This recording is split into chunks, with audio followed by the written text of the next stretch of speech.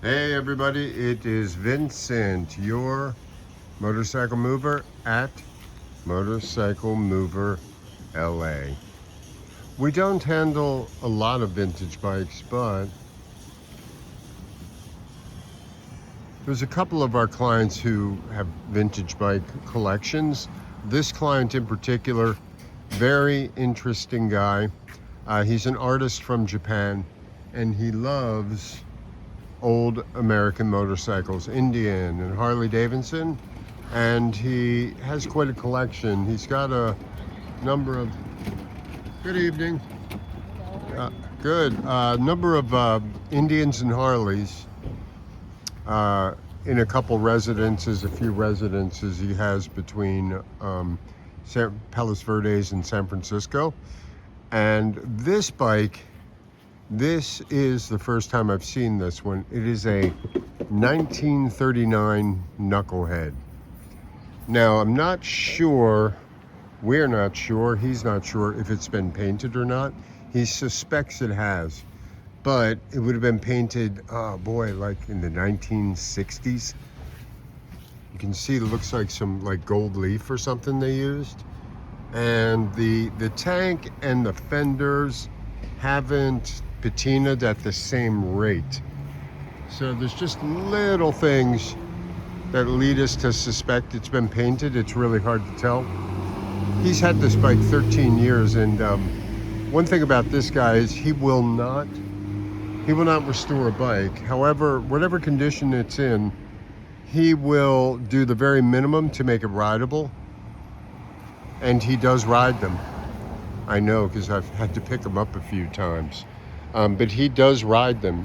He doesn't like to do a restoration or change anything because his philosophy is it erases the story. So it's a very beautiful, it's a very beautiful and romantic way to look at motorcycles like this. When I see a 1939 Harley, I think of like PCH when it was just like maybe a single strand of asphalt going down through Malibu with nothing around you in the dark with no street lights, and you could just hear the engine echoing off the foothills of the Santa Monica Mountains, or perhaps like back in the day cruising down Venice Boulevard between Venice and say downtown Los Angeles, you know what I mean? And just in the dark with just the sound of the motor, cold wind on your face, the ocean breeze on your face.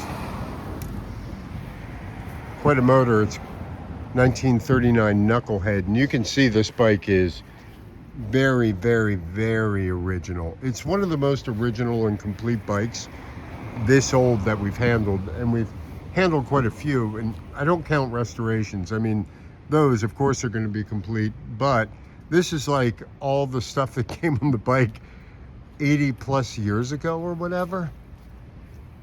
Really wild. And you can see that the left throttle turns, well, the left hand grip rather, because it's a pretty sure that mirror's not original. The left hand grip is also advances the ignition timing. The saddlebags, I don't think I'd be putting anything valuable in them. You can see it was tagged to September 25,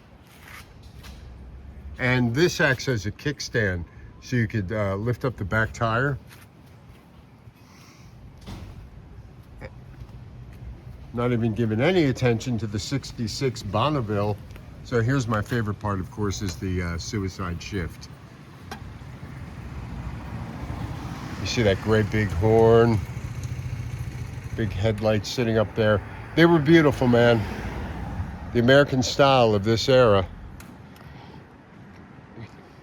Pretty much unmatched, And this British style this is a 1966 Bonneville TT Special. Not sure about this bike because, oh, look at that. Amyl carbs. You can see the, looks like it's had a top end refresh. You can see the spark plugs are new. The original amyl carbs. They did have a, this one's like stripped down like one of the old desert racers, but it has low pipes, which is interesting because they would typically put high pipes on those bikes. I think there The Tiger 650 had a single carb. Bonneville's had a double.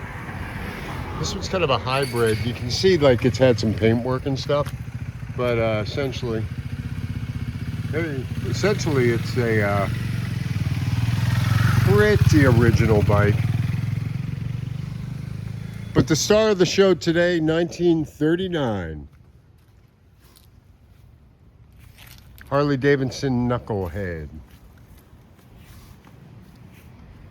Hey, it's Vincent. You're a motorcycle mover at Motorcycle Mover LA. Ride safe and ride your vintage bikes. Have a great day.